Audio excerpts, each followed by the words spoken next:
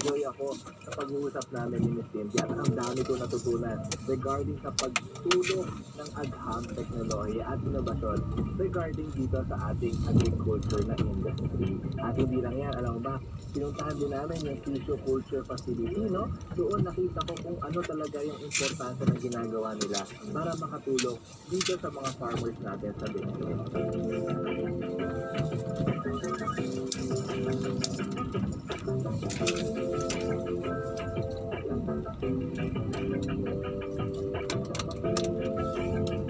Kaya mga ka-DRT Barkadas, ano nag-enjoy, nagtuto at tatakam kayo ulit sa aming episode na binahagi sa inyo ngayong araw na to.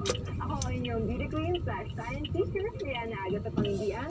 At ako naman ang inyong Chinito Explorer na si Mark Way. Kaya samahan nyo kami muli sa susunod na linggo dito sa Science Plus.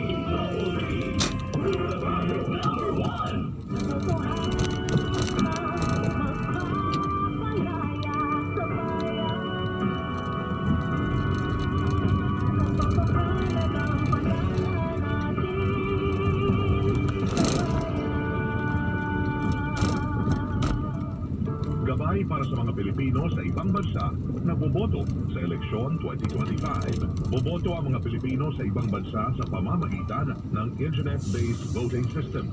Sa ilalim nito ay hindi na kailangan pumunta ng mga Pilipino na nasa ibang bansa sa konsulado o embahada ng Pilipinas at maaari na silang bumoto sa mobile devices pero sila ay dapat nakarehistro. Sa mga bansa na hindi pinapayagan ng internet voting, maaaring pumunta ang mga Pilipino sa embahada ng Pilipinas para doon bumoto.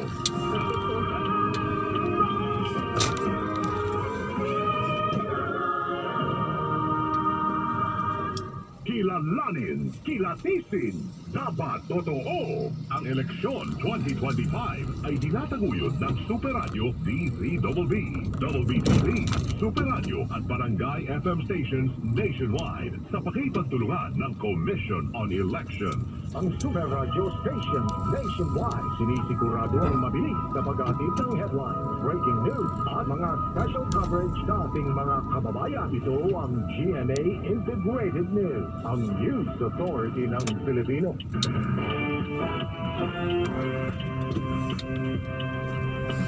May paninindigan, matatag maaasahan. Super Radio 594, kapusong Pilipino, lahat Super Radio.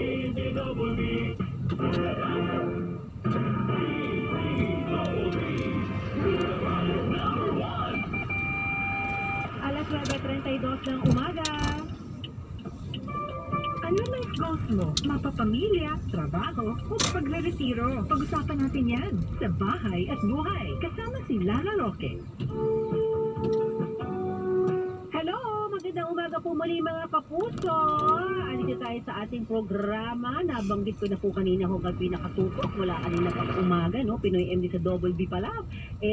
Nabanggit ko na po ang ating pag-uusapan. Kapag kayo nagkakaedad daw, sumusungit. Totoo ba to? Nararanasan niyo ba to? O may kakilala ba kayo na ganito? Yung grumpy old man.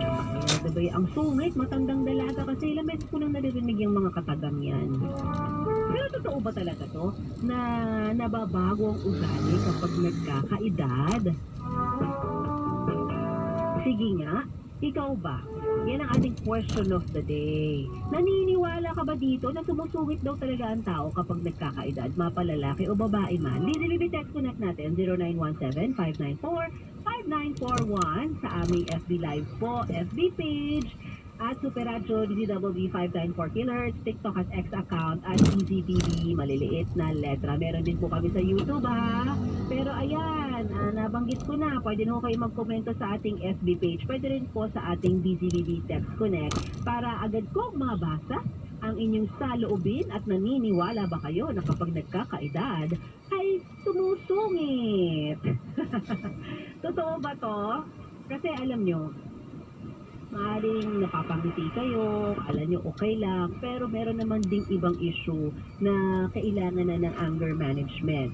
So, iba rin po yan. Baka naman maaaring iba na yung pinanggagalingan. Paano rin ba natin matutulungan ang mga taong may issue sa kanilang pag-uugali at pagkokontrol ng kanilang emosyon? Aba ay marami po dyan, di ba?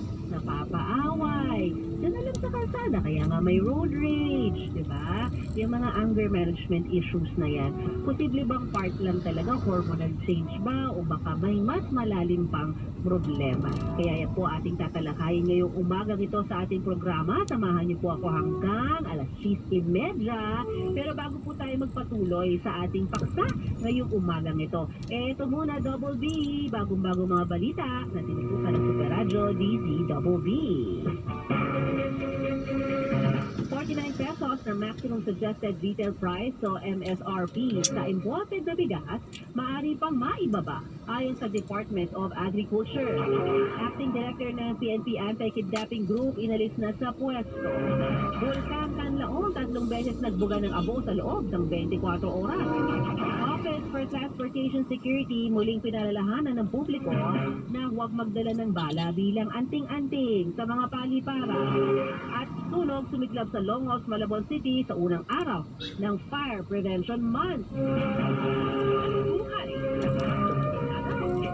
Samantala, labas tayo ng impilan, hindi bababa sa 5 sasakyan, inararo ng dump truck dyan sa Maytoy, Batangas, Mau de la Cruz, Detalye. Super Radio DZWB Last Report. Hindi nga bababa sa 5 sasakyan, nag-inararo ng isang dump truck sa bayan ng Tuwisa, dalawin ng Batangas kaninang umaga. Ilan sa mga nadamay na sasakyan ng 4 na kotse, isang motorsiklo at isang provincial bus. Sa inisyal na impormasyon, sumalpok ang dump truck na may kargang lupa sa mga sasakyan na nakaparada sa isang convenience store mag-aalas 6 ng umaga kanina. Isa sa mga nakaparada sa sasakyan ang nadaganan pa ng tumagalig na dump truck. Wala pang maibigay na impormasyon ng Disaster Risk Reduction and Management Office ng Tuwi, Batangas kung may nasugatan sa aksidente. Nagresulta naman sa mabigat na tali ng trapiko ang insidente. Ang inyong kapuso, Mau de la Cruz, yan sa Radyo DZWB, dapat totoo. Super Radio DZWB Last Report. Salamat, Mau! Samantala, mas pinalakas na kampanya kontra dengue, inulunsad sa San Juan City si Carlo Mateo sa Detalye. Carlo? Sinumunda ngayong umaga ang clean up drive sa buong lungsod ng San Juan. Ang kampanyang ito ay inisyatiba ng pamalang lokal ng lungsod ng San Juan para maibisa ng pagtaas ng kaso ng dengue sa Metro Manila. Ay sinagawa ang sabayang paglilinis sa 21 barangay, lalo na sa mga lugar na posibleng may mga pinagkakapuan ng lamok na nagtataglay ng dengue. Hinimok ng San Juan City LGU ang mga komunidad na aktibong makiisa sa paglilinis. Kasabay nito, inilusad ng Kawat Kalinisan Contest para sa buong taon. Ang pa-contest ay bukas sa lahat ng barangay at nakatuon sa paglilinis sa kanilang lugar. Ang pinakamaliliit na barangay